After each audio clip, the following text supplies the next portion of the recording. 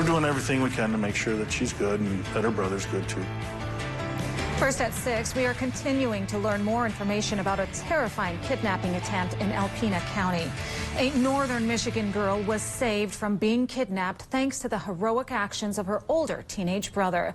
Police are not releasing the exact location to protect the identity of the victim, but we do know it happened outside of the city in Alpena Township. 9 and 10's Jody Meeson is in Alpena County at the Michigan State Police Post with more on this developing story. Jody?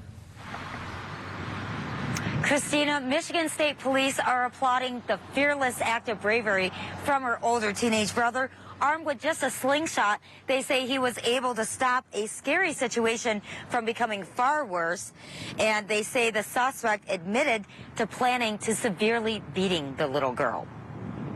He really is the one that saved his sister's life from something seriously bad happening to her. To see that and to pop into action that quickly is extraordinary. Michigan State Police from the Alpena Post says an 8-year-old girl was mushroom hunting in her backyard when a 17-year-old boy came out of the woods, covered her mouth, and attempted to drag her back into the woods. That's when her 13-year-old big brother, who witnessed what was going on from inside the home, sprung into action. He was able to grab his slingshot, hit the suspect right in the head, and that caused him to let go. The girl was able to struggle and get away, and he shot another one, hit the suspect in the chest, and then fled the scene. The suspect then ran off. He was later found hiding at a nearby gas station that same day. State police credit the quick thinking of the girl's big brother to saving her and helping identify the suspect. What he did also helped us to identify who the suspect was, because obviously he had injuries from getting hit with a slingshot. State police say the young girl was not injured in the ordeal, but she, along with the parents, are understandably shaken up. Police have these words of advice if you're ever in a scary situation like this. Fight. Do everything you can. Bite the hand that's holding that has the hand over your mouth if that's the case. Stomp on their feet, kick them in the shin, do whatever you can to fight, and then if your mouth is free, scream as loud as you possibly can. Since the suspect is a juvenile, his name is being withheld. He is being lodged at the county jail in the juvenile section. His next court date is set for May 17th. That's next Wednesday. Live in Alpena County, Jody Meeson, 9 and 10 News. Okay, Jody, thank you. What a terrifying situation. And news about a kidnapped child or teen can be worrisome for some parents. Here are some tips from Kids Health on how you can prevent abductions. Have ID, like photos taken of your kids every 6 months and have them fingerprinted. Many local police departments sponsor fingerprinting programs. Make online safety a priority. The internet is a great tool, but it's also a place for predators to stalk kids. Set boundaries about the places your kids go. Never leave kids alone in a car or stroller, even for a minute. Avoid dressing your kids in clothing with their names on it. Kids tend to trust adults who know their names.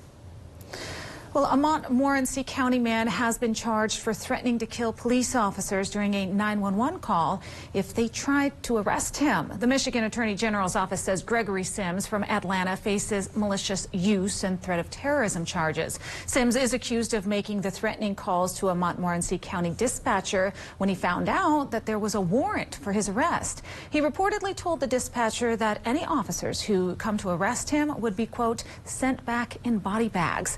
Attorney General Dana Nessel said threats to public service workers, the heart of our communities, require serious charges. Our 911 centers are designed to respond to life-threatening emergencies, not intimidation from citizens they serve. Sims will be back in court next week. Meanwhile, a northern Michigan man will spend the rest of his life in prison for killing 3 of his family members. Robert Freebold Sr. from Alberta was convicted of 3 counts of first-degree murder earlier this year. He was charged with killing his ex-wife, Marilyn Freebold, their son, Robert Freebold Jr., and another son of Marilyn's, Malachi Maloney, in November of 2020. A judge sentenced him on Thursday to life in prison without the possibility of parole. Well, now to an update on a multi-car crash that happened on M55 a couple of weeks ago. The Manistee County Sheriff's Office says a 92-year-old woman involved in the crash has died from her injuries. Deputies say on April 28th, around 4:30 in the afternoon, they were called out to the intersection of M55 and Stronach Road. After investigating, they found that a van was traveling west on M55 when it tried to turn onto Stronach Road. That van did not yield and crashed head-on with a 2018 Chevy driven by the 92-year-old woman. That's when deputies say the Chevy hit a 2002 Suburban driven by an Irons man with his 14-year-old son in the car. The Sheboygan County Sheriff announcing the amount of drugs deputies have taken off the streets in the past 3 months after a pair from downstate were arrested this week for having meth. The sheriff says about a pound of meth has been seized and 6 people have been arrested on meth charges during that time period. The street value of the drugs? $45,000. According to the sheriff, most of the meth they are seeing is coming from downstate and is selling for about $100 per gram. Well, you're looking at the sights over US 131 from our headquarters in Cadillac. The skies are cloudy, but it's actually looking a little brighter now than it did earlier in the day. But temperatures are still holding steady. You still have a few hours of daylight left to get out there and enjoy the weather. Chief Meteorologist Tom O'Hare joins us now with more about your weekend forecast. Tom? The Friday evening, fantastic right now. I know the clouds are out there, but the temperatures have responded again. No big surprise here. We get temperatures right now, 70s. A few spots are in the 60s, and the radar, I know it shows lots of little bits of green here and there, but we have a dry atmosphere. If there are a couple of sprinkles reaching the ground, I'll be surprised. It's just more or less clouds building their way through, but holding with the dry conditions. And your temperatures, mostly 60s and 70s, might still find 80 here and there, but no major problems out there right now. And this weekend, tomorrow, sun and clouds, temperatures a bit cooler, but still great conditions to get outside and enjoy it. 66 to 76. Now, on Mother's Day is Sunday. You're going to find a lot more clouds, southern spots, and cooler temperatures. But as for frost potential, it's okay for Sunday morning. There's a different question about how about Sunday night. The details in a few minutes. Well, for the first time in more than 3 years, U.S. border officials are processing a massive influx of migrants without being able to use Title 42. Title 42 was a pandemic-era policy adopted during the Trump administration that empowered U.S. authorities to expel migrants quickly. That policy expired overnight, and the influx of migrants arriving at the southern border has been swelling to historic numbers in recent days. That's according to officials in border towns. At the same time, the Department of Homeland Security says that there has been no, quote, substantial increase of migrants at the border since the policy expired. While reports conflict in El Paso, the mayor says they are working together to get through. We were able to work and be prepared for yesterday, and I'm really pleased of the way everyone came together. Still, other border towns are reporting chaos and lack of resources. Yesterday, a federal judge temporarily blocked the Biden administration from releasing migrants into the U.S. before their court dates. Some of those court hearings are scheduled out more than a decade. While that plays out, U.S. officials are taking migrants to different processing centers to get them through more quickly. Meanwhile, the demand for migrant workers is up, which has left businesses on Mackinac Island scrambling to find employees. The Department of Homeland Security's H-2B visa program brings in migrant workers to fill jobs that were originally offered to Americans but were never filled. And on Mackinac Island, about 25% of the workforce comes from the program. 9 and 10's Zachariah Wheaton spoke with a Mackinac Island business owner who says the recent increase in demand has caused staffing problems, and he's calling for a change. Mackinac Island is home to just under 600 full-time residents. But now that summer is finally here, the island has exploded as a workforce of around 5,000 moves in for the next 6 months. However, the past year saw a 50% increase in employers across the country requesting H-2B visas, which has left some businesses on Mackinac Island with unfilled positions. We're not the only ones in the country that know that this is a great system, especially in the hospitality business. So a lot more employers are jumping into the pool for a very limited number of visas. Due to the island's expanding season, 25% of the island's workforce has to come from the H-2B program. But the increase in demand has them falling well short of that mark. Plus, the amount of migrants accepted in the program hasn't changed since the program's inception more than 30 years ago. With 25% of the workforce coming from this program, that's how we're able to win the best summer destination recognition from USA Today. Businesses on Mackinac Island feel they've gotten the short end of the stick, as they've requested over 1,100 visas, but are expecting to get much less than that. The owner of the Island House Hotel says they and many other businesses on the island have had to work short-handed. We basically got 33% of what we asked for the program. The other, we filled the holes with transfers. Businesses have been visiting with leaders in Washington to try and get the program expanded, something they say will make Mackinac Island an even greater place to visit. We go to Washington every year and meet with the Michigan delegation to try to get a fix in for this. If the cap would go away and they would increase to the number of visa employees that we could get on Mackinac Island, the product would improve exponentially. On Mackinac Island, I'm Zachariah Wheaton, 9 and 10 News. Well, coming up, 9 and 10's Eric Lloyd talks to state lawmakers about how they balance their most stressful job, motherhood. And it's peak season to hunt for morel mushrooms. We'll have some tips later at 6.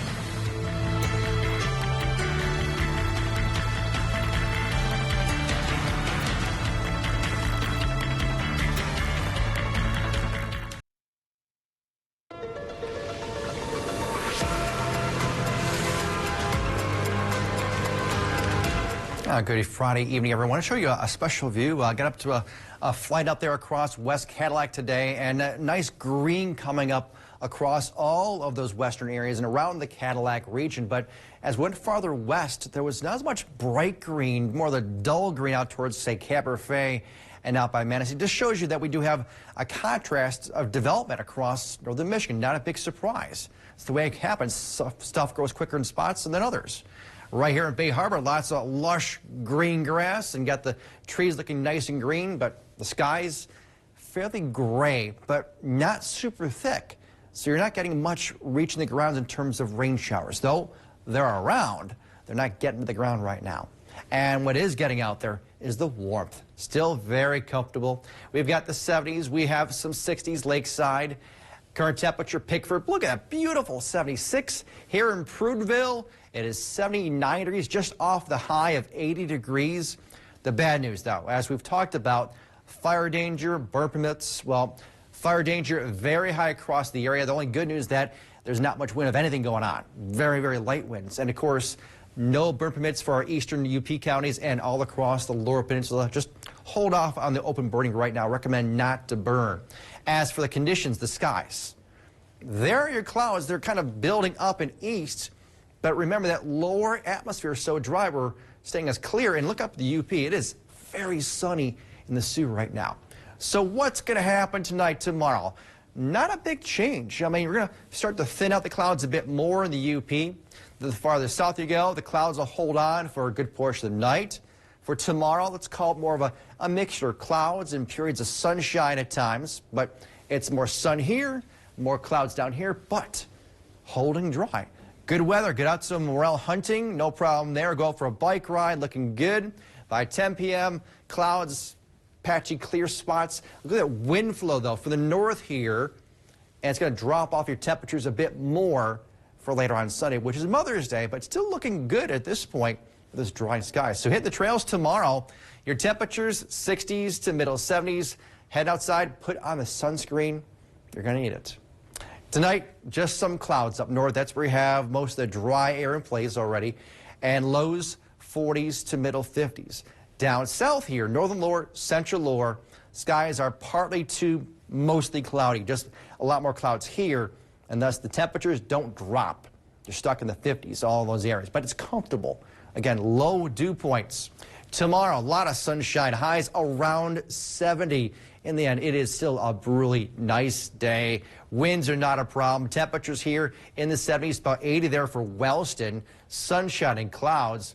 And here for the central lower, also highs middle to perhaps some upper 70s. Skies, mixture, sunshine, patchy clouds. Still a good day. Get out there to enjoy it. Sunday, Mom's Day, some clouds, mainly southern areas, but There will be clouds around, no doubt about that, and colder weather. By Monday morning, you might see some patchy frost, so be aware. 60s, about 70. We get colder during the day on Tuesday, Wednesday, Thursday. Nighttime lows, big time frost potential for Wednesday morning as well as Thursday morning. Okay, Tom, thank you. Well, as we come up on the one-year mark of the Gaylord tornado, Northern Michigan's news leader is taking a look back on that day. 9 and 10's David Leiden and videographer Josh Monroe will bring you a half-hour special on the Gaylord tornado.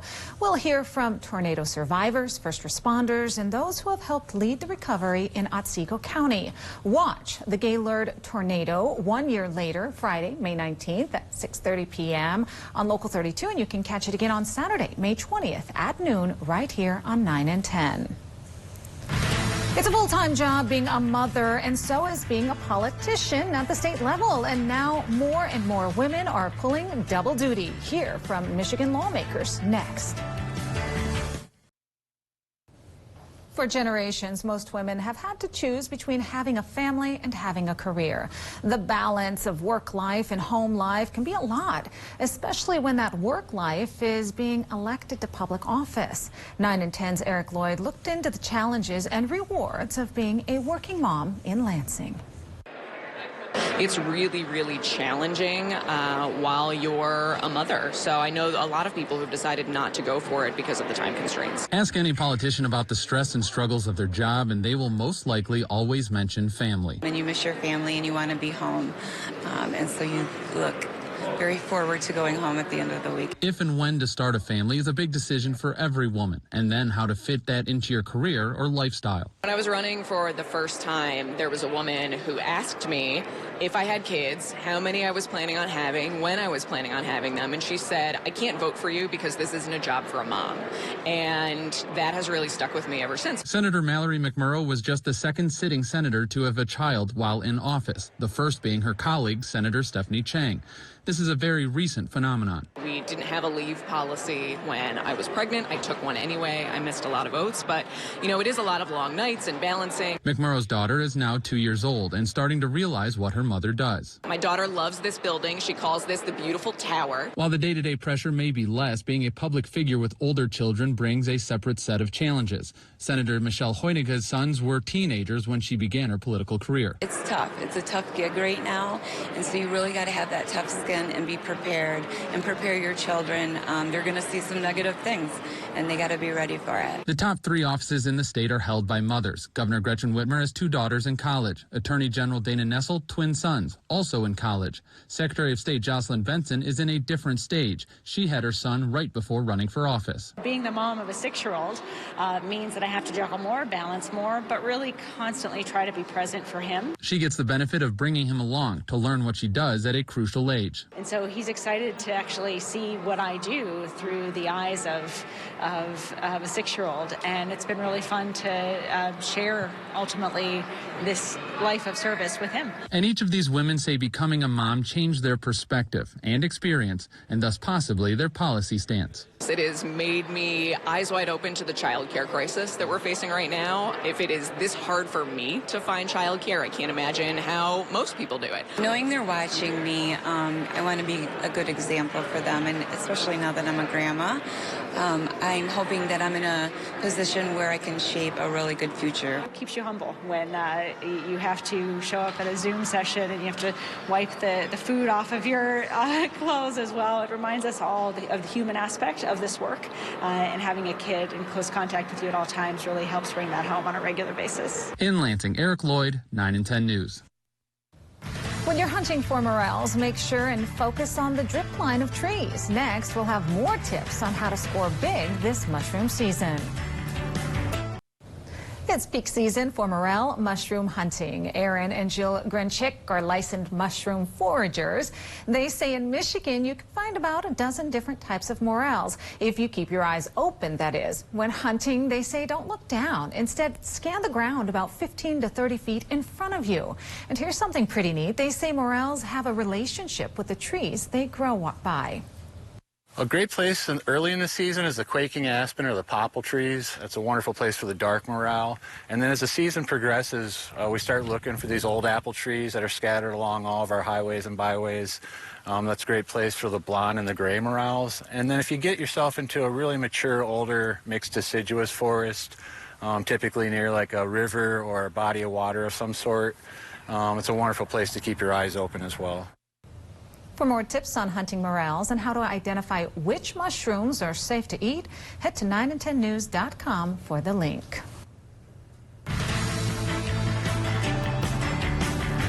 And right now across Traverse City, holding with those clouds pushing on through, but dry skies. We'll talk more about your forecast when we get back.